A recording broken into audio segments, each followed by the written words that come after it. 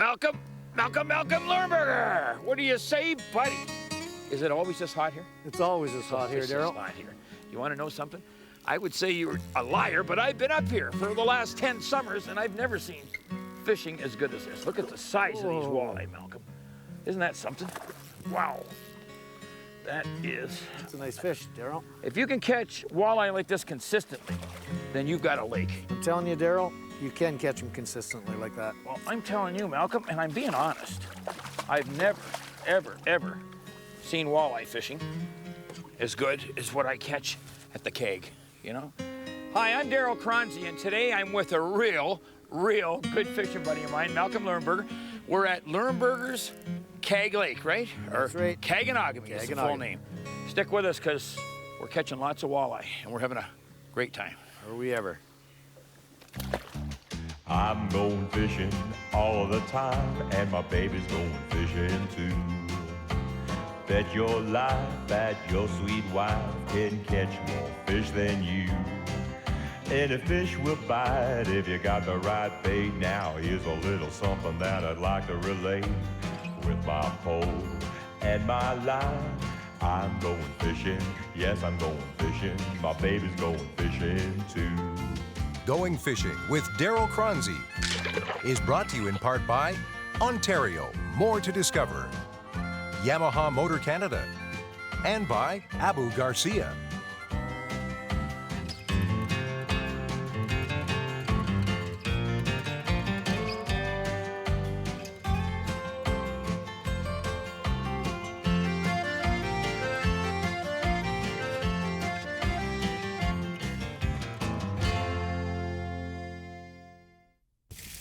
Closed captioning of Going Fishing is brought to you by Fish Crisp. Do you ever find yourself in search of the perfect fishing hole? Then look no farther than Kagianagami Lake. Located approximately 75 air miles north of Nakina, Ontario, the Kagianagami is a 30,000-acre body of water that is home to more fish than you can shake a rod at. Today, Choronzey and his host, Malcolm Leuenberger, have climbed aboard a turbo otter to make the one-hour flight north to a lake that Choronzey refers to as one of the best in the north when it comes to chunky walleye and battling northerns. Here, amidst the land of pines, untouched by roads and only accessible by float plane, are the lakes and streams that Ontario is famed for. It's a land of big fish. Stay with us as Choronzey and Malcolm go in search of the North Country's favorite game fish, the walleye. Malcolm. You know what? I'm looking at the Lorentz. It's about 11.5 feet, right? And what we've got is what, 3-4 feet on the sides here? And it just drops right down into the channel? These are nice fish, Malcolm. You're not kidding. It's a nice walleye. It's a dandy walleye. But they're lying right in the bottom of the channel, eh, Malcolm? I've had a couple touches, but like it's really it's touch and go. Touch and go. Nice fish, dandy fish, eh? All right. Now, is that for short lunch tonight? It's gonna make a good meal. For me or for you, or are we gonna get a couple more? What we're doing is we're down at the bottom end of the keg right now. What's the proper name of the lake to start with? Kagianagami. Kagianagami. What's the river system? Now, actually, we're going this way with the wind, but the river's flowing back into the lake, which is behind our camera guy. What's the name of the river? Actually, this is the start of the Opitchewan River system that eventually flows into the Albany River. And the Albany, it goes out to James Bay, or does it go right to James Hudson's? Bay? To James Bay. Yes. And it's a fish factory, right? You got it. Now, do you want to do a Jimmy Houston and kiss this fish, or you just want me to put him on the string? You know, I've actually kissed an awful lot of fish. You can put that one on the string. I'll do it for you. Lots of fish here, Malcolm.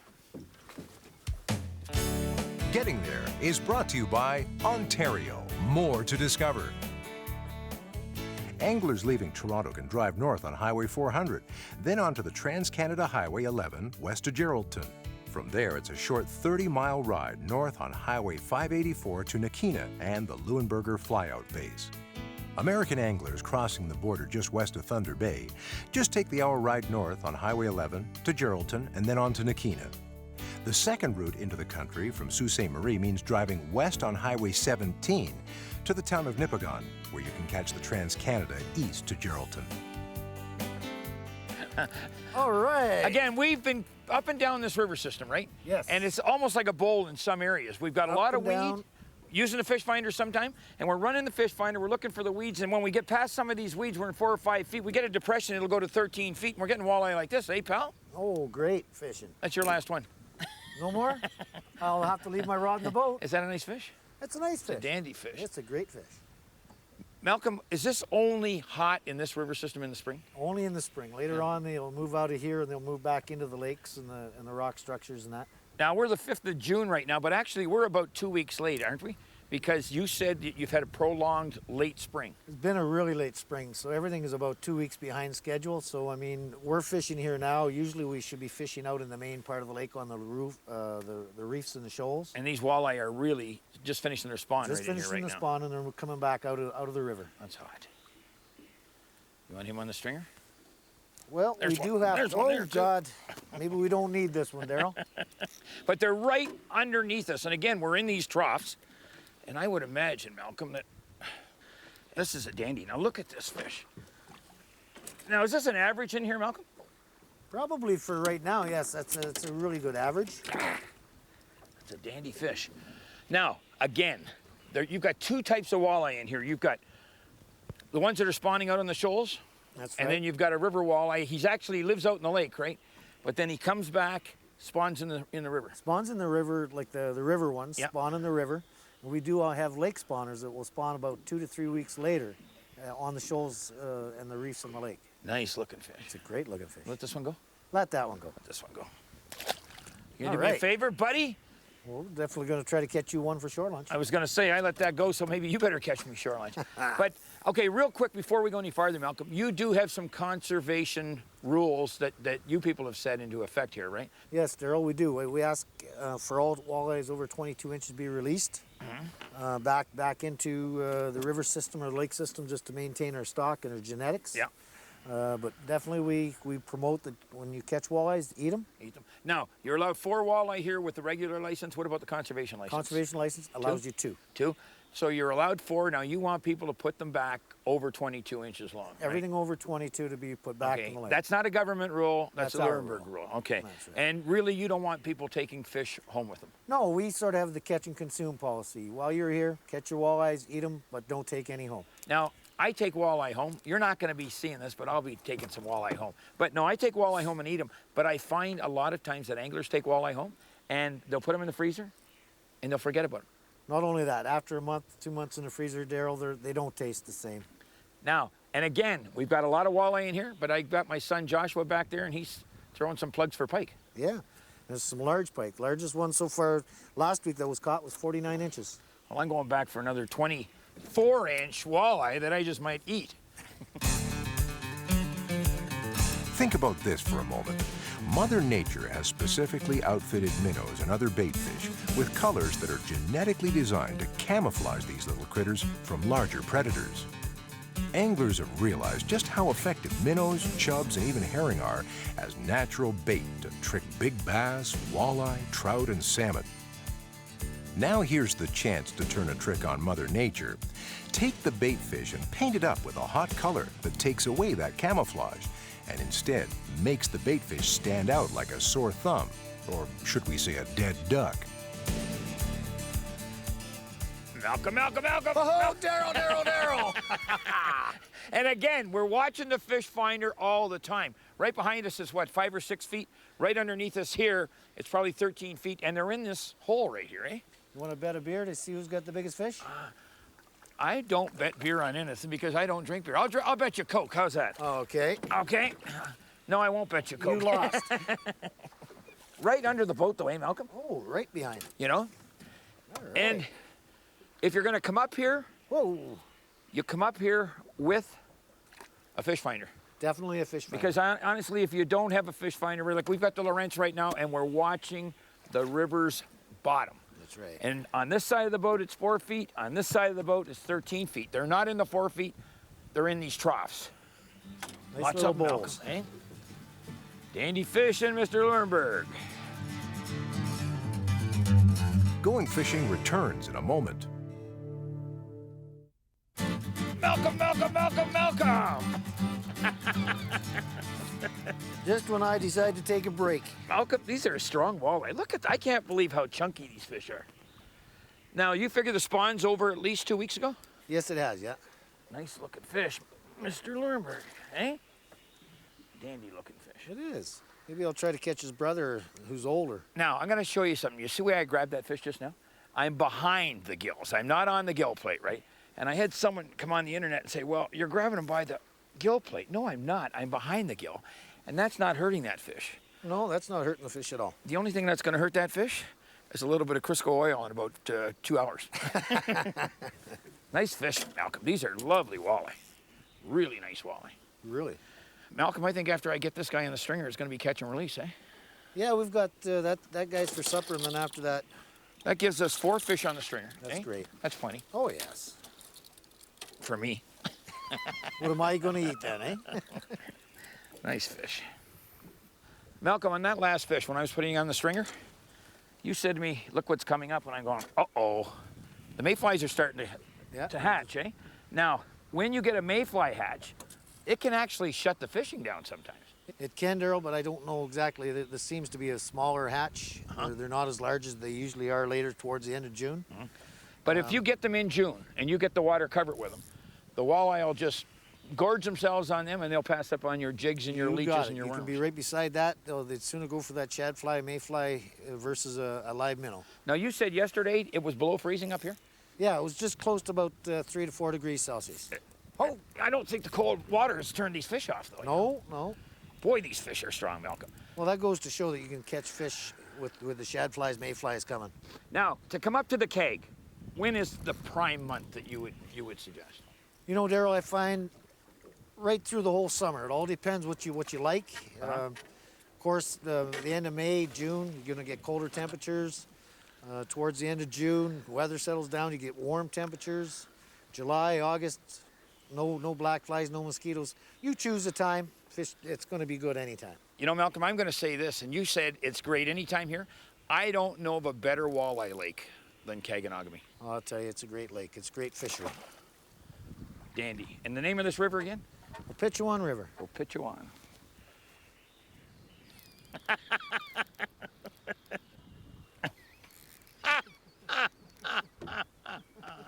I love a great host. Thank you, Malcolm. You're welcome, Darryl.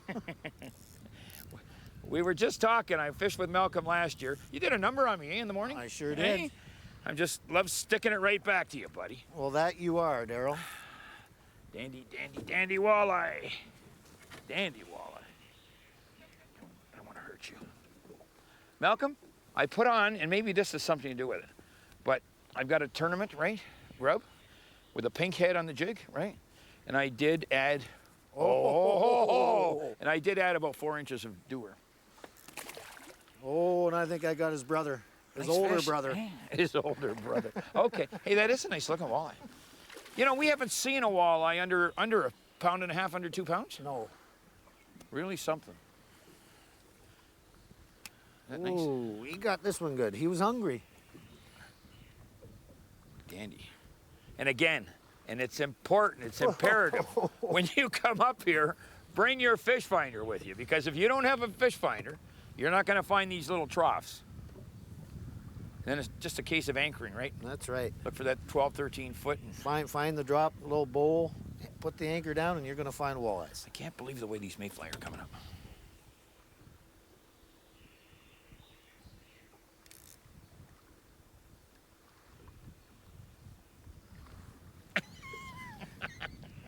Malcolm just says to me, we are going to keep 2 walleye each for shore lunch. We are keeping 2 walleye each for shore lunch. But Malcolm says, oh, I think there's 4 on there. I says, no.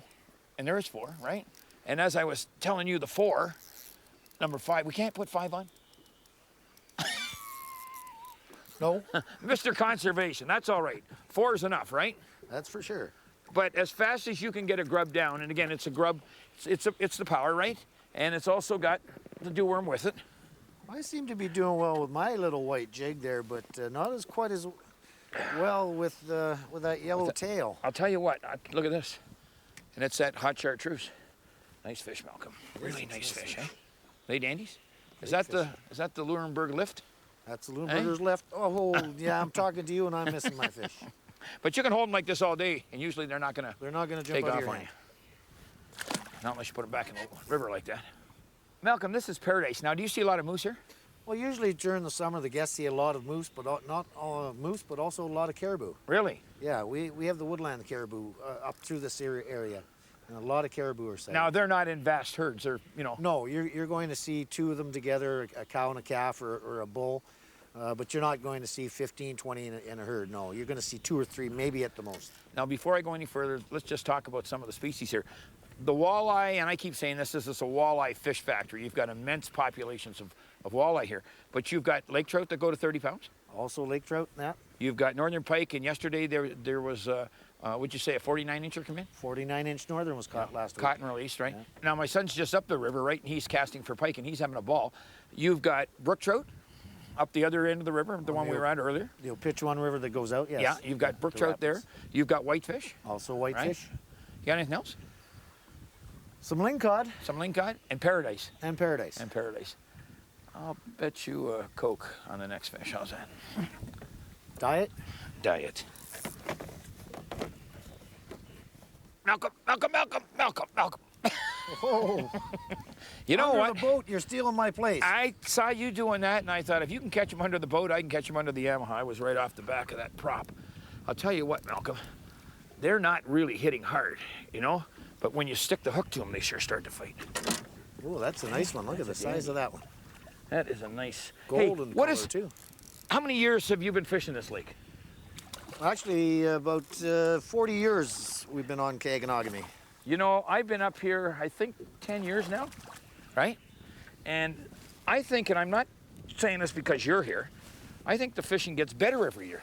Well, Darryl, that's, I think, because we put the conservation rule in place. All walleyes over 22 be released. So you keep the larger genetic strain into the lake. Uh-huh. So larger walleyes and more walleyes. What do I call this? The Leuenberger lift? Leuenberger lift, Darryl. Malcolm showed me this, I think it was 10 years ago. Probably 10 years ago. You know, they will jump out sometime, but I've never had one yet. give them a little. This is absolutely paradise. Now, how many miles long is this lake? From top to bottom, about 12 miles long. How wide?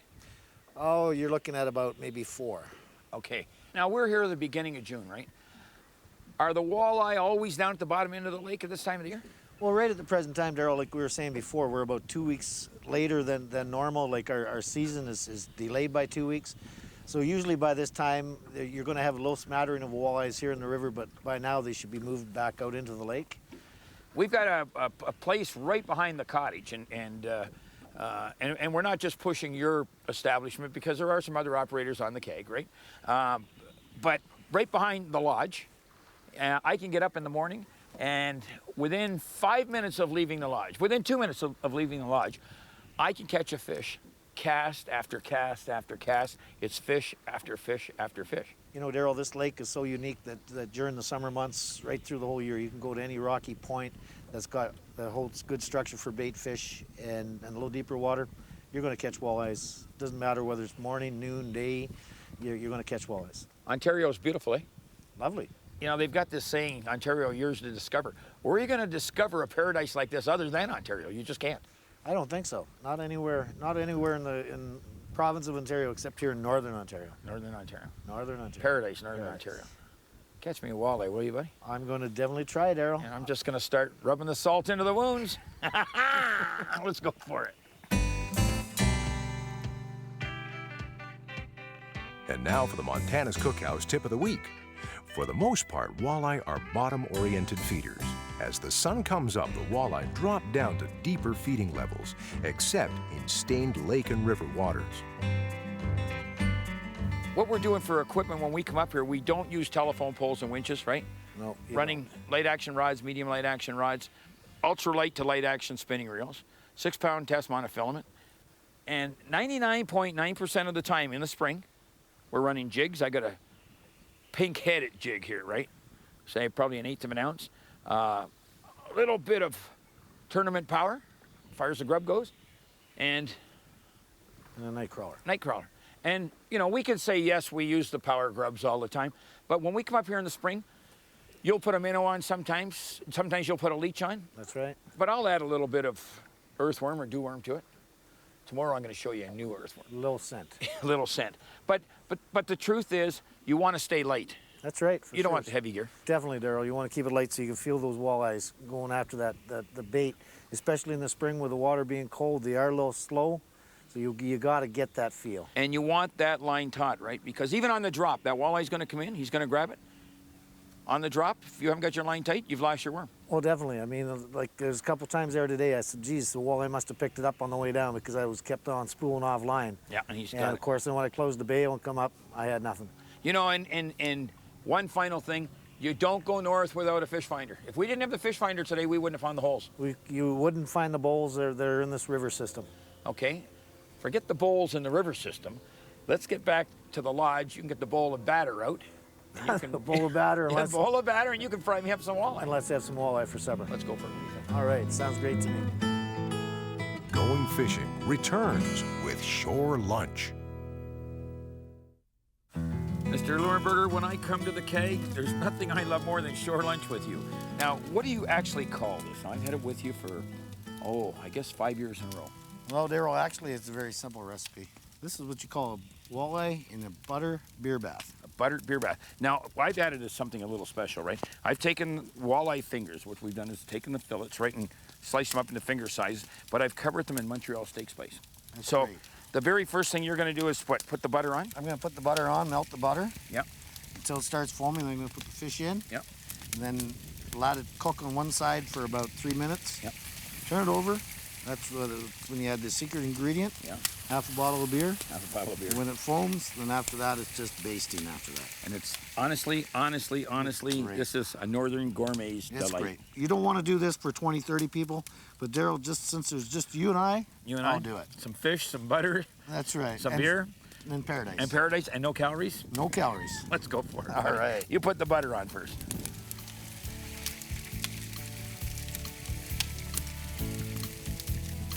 Malcolm, what do you think? I got the walleye, and you've done it in the butter, and it's all been coated with Montreal steak spice, right? A little bit of beer, Half a bottle. half a bottle.